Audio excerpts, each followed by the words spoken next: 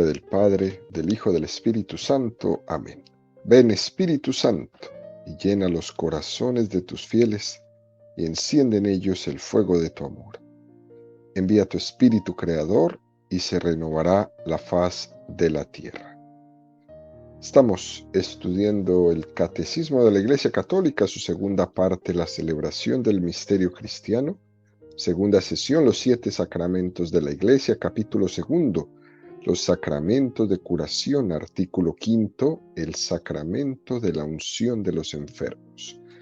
Entramos en el cuarto apartado de este artículo, donde el Catecismo dedicará 4 números, del 1520 al 1523, al estudio del tema que tiene como título los efectos de la celebración del sacramento de la unción de los enfermos. Número 1520 del Catecismo de la Iglesia Católica dice: un don particular del Espíritu Santo.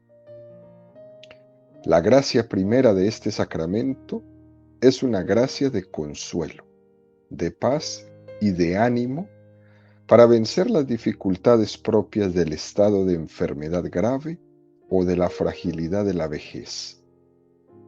Esta gracia es un don del Espíritu Santo que renueva la confianza y la fe en Dios y fortalece contra las tentaciones del maligno, especialmente tentación de desaliento y de angustia ante la muerte. Esta asistencia del Señor por la fuerza del Espíritu quiere conducir al enfermo a la curación del alma, pero también a la del cuerpo, si tal es la voluntad de Dios. Además, si hubiera cometido pecados, le serán perdonados. Es un número del catecismo precioso, queridos amigos, que vamos a desglosar en esta catequesis. Fíjese cómo inicia este número. La gracia primera de este sacramento es una gracia de 3 cosas: consuelo, paz, ánimo. ¡Qué fortaleza! Esto nos da a entender que uno de los mayores consuelos que podemos tener es el de sabernos acompañados. Uno de los consuelos más grandes que una persona puede tener en la vida es no sentirse que está solo. Fíjense, queridos amigos, hay algo peor que el sufrimiento mismo, y es el sufrimiento en soledad. Por eso el catecismo nos habla que entre los 7 dones del Espíritu Santo, esos que recibimos el día de nuestra confirmación, hay un don que está ligado totalmente al sacramento de la unción de los enfermos. Es el don de fortaleza. Esto es muy hermoso. El don de la fortaleza para la unción de los enfermos. A veces pensamos que es un don que se aplica a las acciones que tenemos solamente respecto a los demás. Pero eso es un error de concepción muy grande, porque el principal es ser fuerte uno mismo para poder sobrellevar las dificultades de la vida. En el caso del sacramento de la unción de los enfermos, se recibe este don del Espíritu Santo para que el enfermo sepa acometer las enfermedades y hacerles frente, combatir con ellas, soportar lo que la enfermedad trae. Es un don del Espíritu Santo que nos asegura contra el temor a las dificultades, contra el temor a los peligros que se presentan en el quehacer de cada día. Por eso presentamos este don de fortaleza. Y este don se nos ha dado a través de muchas formas. Se nos da en la oración, se nos da en la participación de la liturgia, y en este caso concreto se nos da como un efecto de la unción de los enfermos, el don de fortaleza. Es un don que nos permite vencer las tentaciones del maligno. Y decía el catecismo en el número que acabamos de leer, ¿cuáles son las tentaciones del maligno para el enfermo?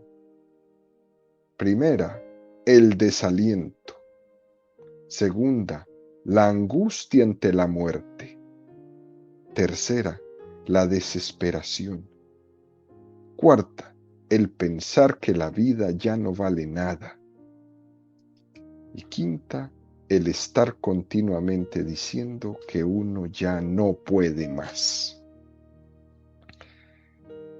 Qué cosa tan interesante, 5 tentaciones del maligno en el enfermo. Y el Señor, con la unción de los enfermos, nos va a regalar el don de la fortaleza para combatir ese desaliento, esa angustia ante la muerte, esa desesperación, ese pensar que la vida ya no vale nada, o ese constante estarse uno diciendo que ya no da más, ya no puede dar un paso más. Hay testimonios admirables de algunas personas que nos llevan a preguntarnos de dónde sacan ánimo y de dónde sacan fuerza y de dónde sacan paz para llevar adelante esas dificultades y esas enfermedades graves que sufren y que padecen todo el tiempo. Y uno se queda admirado de esos enfermos. Puede uno preguntarse, puede ser alguna condición de tipo psicológico, de extrema de animación. Claro que sí. Es evidente que uno muchas veces es hijo de su temperamento, de su carácter. Por eso tenemos que tener mucha discreción y prudencia a la hora de juzgar las situaciones personales y saber que en el interior de las personas solo Dios los va a poder juzgar. Y el grado de culpabilidad que pueda tener una persona en su desesperación, en su falta de ánimo, es algo que no podemos medir y juzgar.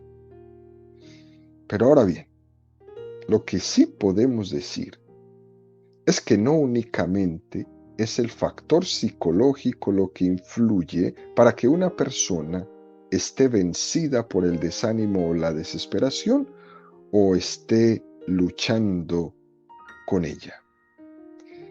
Además de los factores psicológicos, también hay factores morales muy importantes en los que se pone en juego nuestra respuesta a la gracia de Dios, a la apertura al Espíritu Santo que nos quiere dar el don de fortaleza. Si tomamos lo positivo de la psicología y el don que el Espíritu Santo nos está dando de fortaleza, ese enfermo tiene 2 armas con las cuales luchar muy fuertemente ante las tentaciones del maligno. Es decir, que también hay una lucha moral entre la confianza en Dios y la tentación del temor, del desánimo, de la desesperación, etcétera, etcétera. Sabemos que hay una frontera entre lo psicológico y lo moral, aunque nosotros no podemos conocer dónde está concretamente esa frontera para aplicarla a una persona concreta, pero sabemos que existe. Por lo tanto, en toda situación, no vale escudarse en tales factores psicológicos que se suelen expresar en la forma de es que yo soy así de temeroso, es que yo soy así de inseguro, para no dar la batalla. Uno se escuda y se pone unas cuantas disculpas para no dar la batalla, para no luchar. Y aquí el Señor nos dice todo lo contrario. Te doy el don de fortaleza para que luches. Te doy la fuerza de voluntad para que luches. Te doy una inteligencia para que te dejes guiar por la luz de la fe y no te dejes vencer por la oscuridad de la tentación. Te presento a Cristo resucitado, la imagen del hombre nuevo que venció al hombre viejo, que venció la enfermedad, que venció la muerte. Y por la gracia de la resurrección, llevamos la enfermedad de una manera distinta. Esto es un fruto muy hermoso que nos regala este sacramento de la unción de los enfermos. San Pablo, en su carta a los Colosenses, nos dice que si habéis resucitado con Cristo, buscad los bienes de allá arriba. Esas palabras de San Pablo son contundentes. Si hemos resucitado con Cristo, debemos sobrellevar también la enfermedad de una manera nueva, llevar la enfermedad de una manera resucitada, llevar la enfermedad teniendo un estilo de Pascua. Eso no quiere decir que por tener estas actitudes nos vaya a doler menos la enfermedad. Lo que quiere decir es que viéndola desde la resurrección de Cristo, hay una luz especial del Espíritu Santo para enfrentar la enfermedad.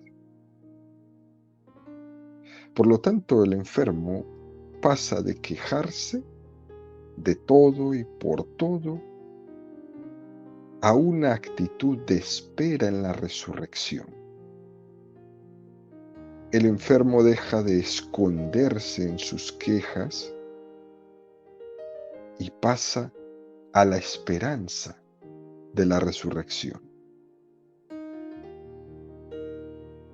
Para ver esto, tenemos que recibir el testimonio de aquellas personas que en circunstancias supremamente complicadas a los que nosotros tenemos, llevan adelante sus enfermedades con un ánimo admirable.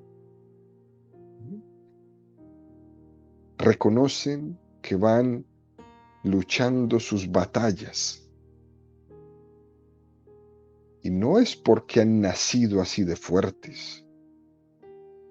No es porque ellos han logrado tener un cierto nivel de fortaleza psicológica.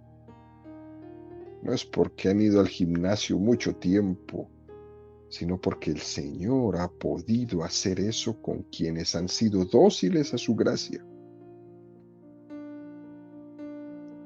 Aquellos que están abiertos a la gracia del Señor en su enfermedad la viven, incluso la saborean, incluso se hacen amigos de su enfermedad y la llevan. Los que no, están todo el tiempo peleando con ella, todo el tiempo maldiciendo a Dios, maldiciendo la vida, maldiciendo su cuerpo, maldiciendo esa enfermedad. Están en una lucha constante que siempre van perdiendo. Es lo peor. El Señor puede, si le dejamos, ayudarnos a llevar esa cruz de la enfermedad y nos ayuda a llevarla con otro tono distinto.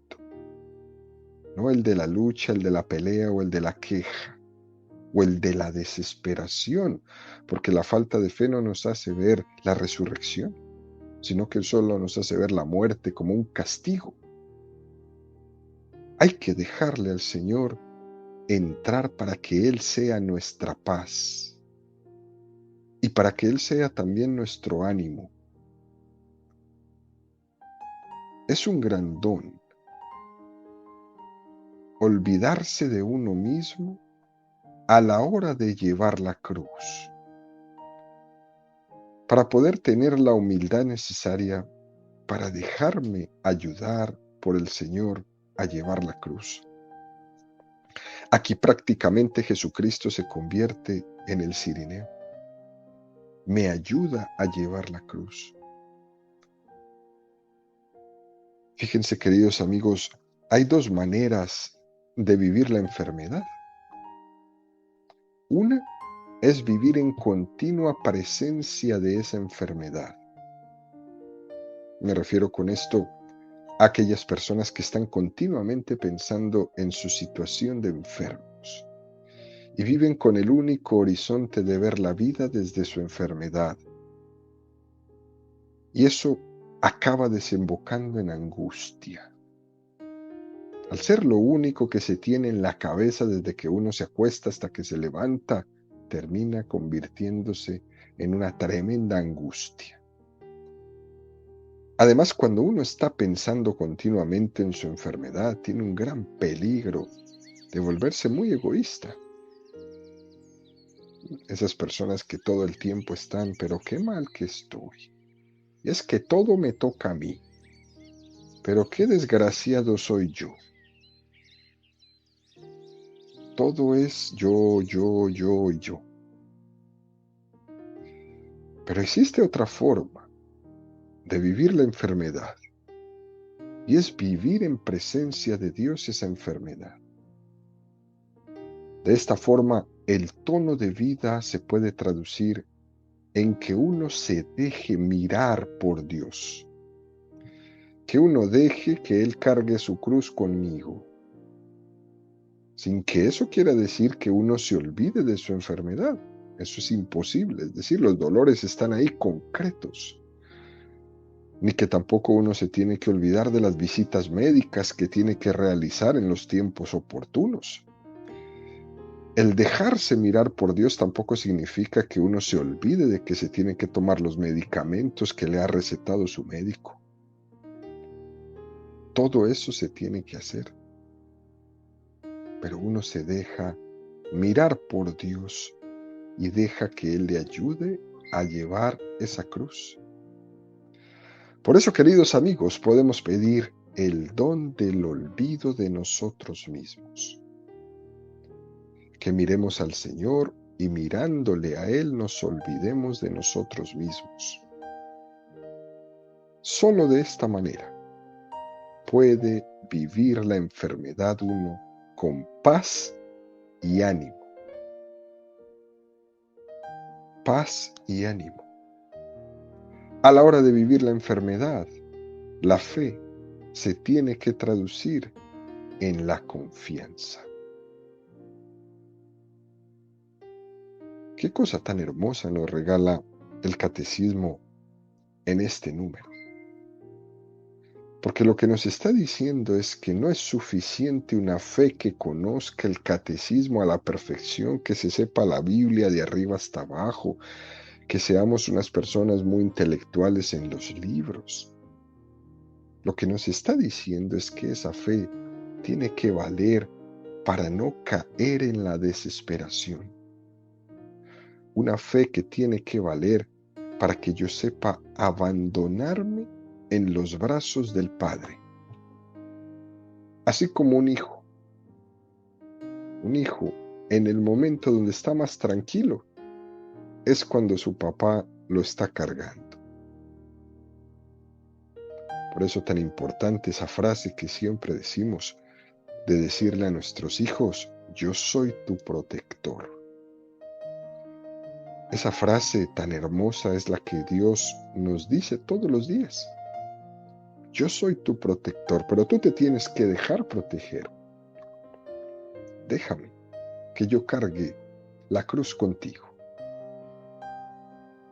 Este es uno de los efectos que el don del Espíritu Santo quiere darnos en el sacramento de la unción de los enfermos. Dice un refrán que el que teme sufrir, sufre de temor.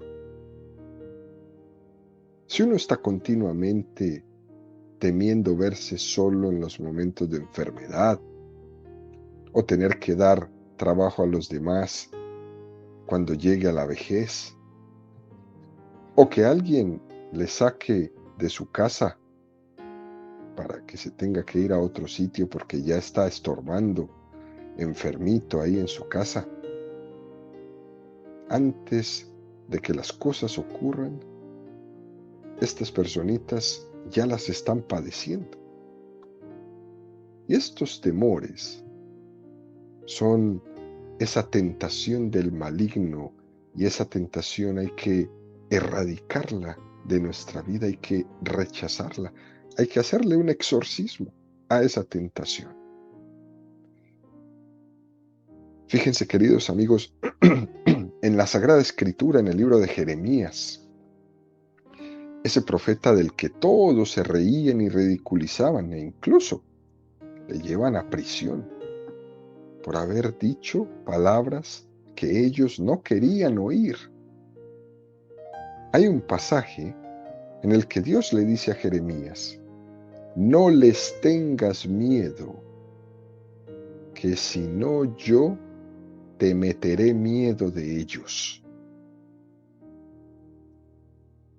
Muy contundente esto que le dice Yahvé a Jeremías. Es decir, que como no tengas la fortaleza para hacer frente a quienes yo te envío a profetizar, te voy a castigar, haciendo que en tu propio pecado encuentres el castigo, que en tu propio pecado esté la penitencia.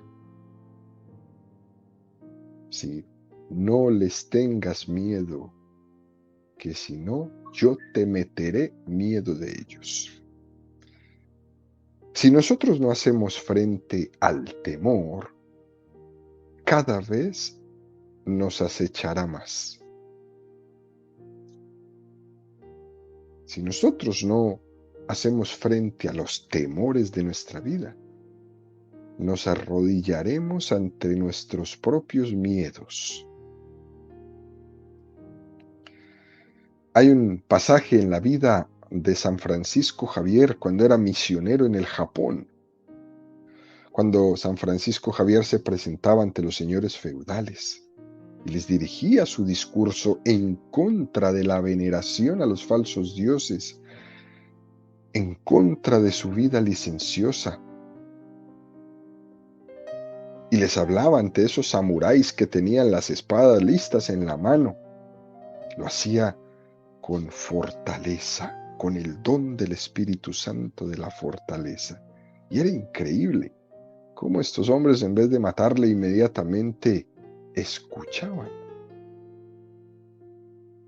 Y aquí se aplicaría lo que le dice Yahvé a Jeremías. ¿Os dais cuenta de la de vueltas que les damos a las cosas en nuestra cabeza por nuestros temores? ¿Os dais cuenta todo el tiempo que se pierde dándole vuelta solamente a nuestros temores? Toda esa cantidad de pensamientos que son tontos, pensamientos en balde, para que al final las cosas resulten de una manera totalmente distintas a como las estaba pensando. ¿Se dan cuenta cuánto tiempo se pierde pensando en tonterías? Por eso, queridos amigos, que este don del Espíritu Santo nos ayude a darnos cuenta que posiblemente en nuestra vida el temor nos está esclavizando. Y por eso los enfermos, en el sacramento de la unción de los enfermos, reciben el don de fortaleza para no ser esclavos del temor, para no ser esclavos de sus miedos. Y el Catecismo nos regala un texto de la carta de los Hebreos 2, 11, 15. Porque el que santifica y los que son santificados tienen todos un mismo origen. Por eso, Él no se avergüenza de llamarlos hermanos cuando dice: yo anunciaré tu nombre a mis hermanos, te alabaré en medio de la asamblea. Y también, en Él pondré mi confianza. Y además, aquí estamos yo y los hijos de Dios que me ha dado. Y ya que los hijos tienen una misma sangre y una misma carne, Él también debía participar de esa condición para reducir a la impotencia mediante su muerte a aquel que tenía el dominio de la muerte, es decir, al demonio y liberar de este modo a todos los que vivían completamente esclavizados por el temor de la muerte. Es un texto maravilloso este de la carta de los Hebreos. Es decir, el demonio está vencido. Parece que gana la batalla, pero nunca podrá ganar la guerra, porque está vencido. Y liberar de este modo a todos los que vivían completamente esclavizados por el temor de la muerte. Así que fuera esclavitud, fuera temor. Cristo viene a liberar a los que por temor a la muerte están por vida sometidos a esa esclavitud del miedo. Por eso recalcamos, queridos amigos, que lastimosamente el temor nos somete a la esclavitud del miedo y eso hace que no seamos capaces de gozar de la vida como consecuencia de los miedos que nos tienen atados. Y no solamente al enfermo, en todo, miedo a trabajar, miedo a estudiar. Las personas dicen, pero es que yo nunca he estudiado, ¿cómo es posible que vaya a estudiar ahora? Me da miedo, es que me da miedo los libros. No, pues no. Hay que vencer los miedos. El que va a conducir un coche, es que a mí me da miedo conducir, pues quita tu miedo. Es que a mí me da miedo hablar en público, pues quita tu miedo. Es que a mí me da miedo hablar otra lengua, pues quita tu miedo. Porque el miedo está vencido, pero tú tienes que creerle al Señor que está contigo. ¿Y cómo nos libera Jesús? Él nos libera de una manera maravillosa, asumiendo nuestra condición humana para que nosotros, yendo detrás de Él, venzamos el temor a la muerte en su propio terreno. Pero cuando una persona no tiene a Jesucristo en su vida, ¿qué va a vencer? Cuando una persona no tiene a Jesucristo en su vida, piensa que él o ella solitos van a ser capaces. Al final de la vida se dan cuenta que no fueron capaces de nada.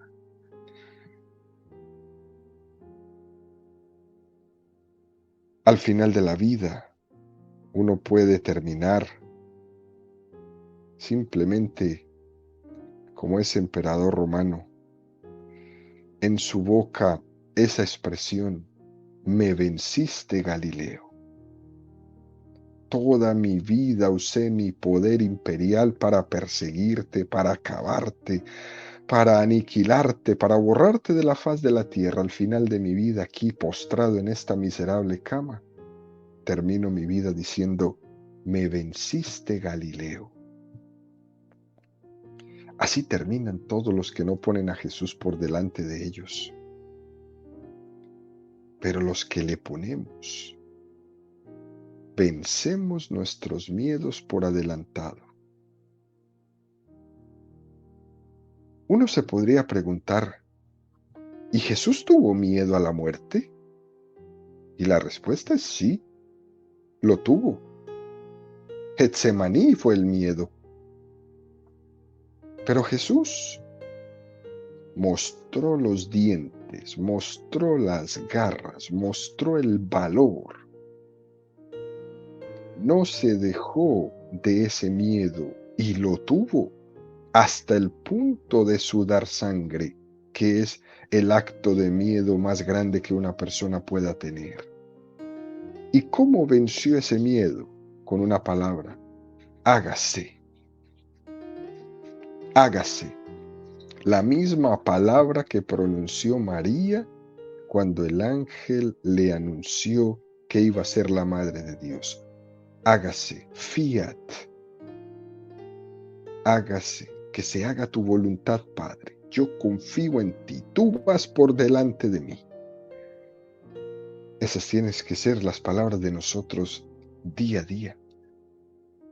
Jesús nos enseña a vencer el miedo a la muerte, enfrentándola cara a cara en la confianza en Dios.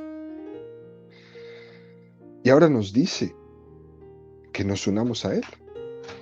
que unidos a Él por la gracia de este sacramento en concreto de la unción de los enfermos, afrontamos ese temor.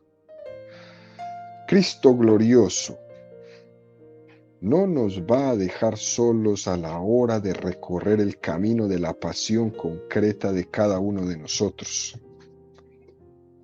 Esta forma que el Señor tiene de liberarnos y salvarnos me recuerda aquel episodio de esa película o de esa gran historia del caballo de Troya.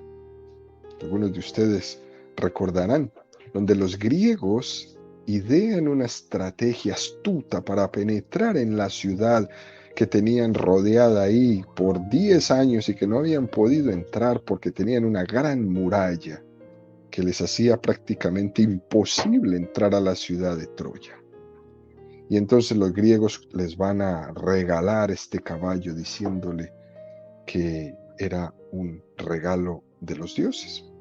Y construyen este caballo enorme de madera, lo llenan de soldados por dentro y los troyanos se despistan, reciben el regalo, abren sus puertas, entran el caballo y ahí viene su destrucción.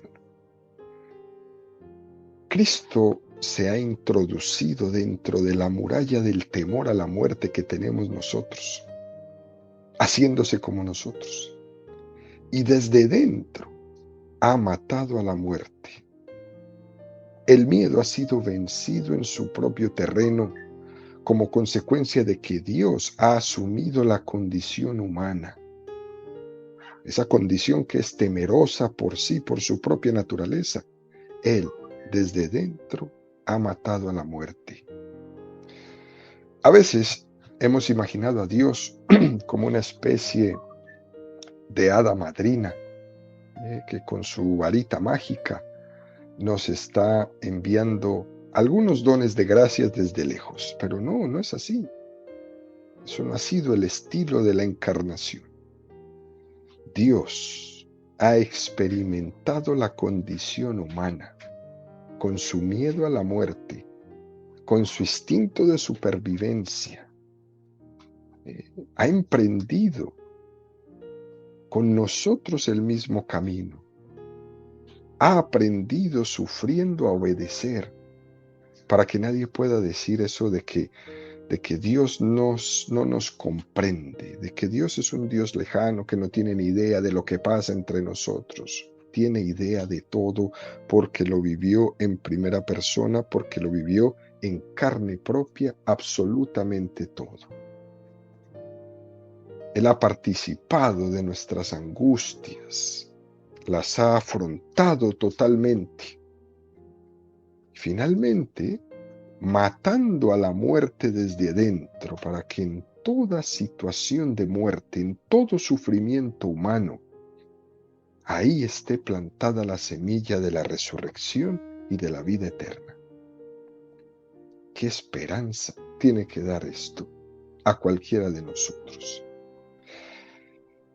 Y termina, queridos amigos, este número 1520 del Catecismo diciendo que esta asistencia del Señor por la fuerza del Espíritu quiere conducir al enfermo a la curación del alma, pero también a la del cuerpo, si tal es la voluntad de Dios. Además, si hubiera cometido pecados, le serán perdonados. Esto es increíble. Es decir, que además del don que es la gracia para superar el temor, dándonos paz, dándonos ánimo, este sacramento pide por la curación del cuerpo si tal es la voluntad de Dios. Y no podemos olvidar que la enfermedad es consecuencia del pecado que se introdujo en el primer pecado del hombre. El plan primero de Dios era que el hombre, viviendo en amistad con Él en el paraíso terrenal, tuviera una vida natural en la que no conociera la muerte. Pero el pecado vino a acabar con ese plan de Dios. Por eso, este es un sacramento que, como lucha contra el pecado, lucha también contra las consecuencias del pecado. y una consecuencia del pecado es la enfermedad. Además pide la sanación del alma. Esto sí que es seguro voluntad de Dios, e incide en el perdón de los pecados y concede la gracia de la absolución sacramental. Y muy claro que tiene que quedar esto. Cuando una persona no puede confesarse, dada su incapacidad para expresarse por la enfermedad, confiando en la Iglesia, en que esa persona tiene una contrición interior y un propósito de enmienda, este sacramento perdona también los pecados mortales de ese enfermo. Por eso es tan importante no negarle a los enfermos el sacramento de la unción, a ninguno, en ninguna circunstancia. Por eso es importante conocer el enfermo, si creía, si no creía, si este enfermo estaba bautizado o no estaba bautizado, para cuando llegue el momento, si es necesario dar un testimonio de él, nosotros podamos dar un testimonio con confianza y abrirle las puertas del cielo a ese enfermo. Por eso, queridos amigos, sacramento de unción de los enfermos, importantísimo como un sacramento que nos ayuda a fortalecernos, que nos regala el don del Espíritu Santo de la fortaleza.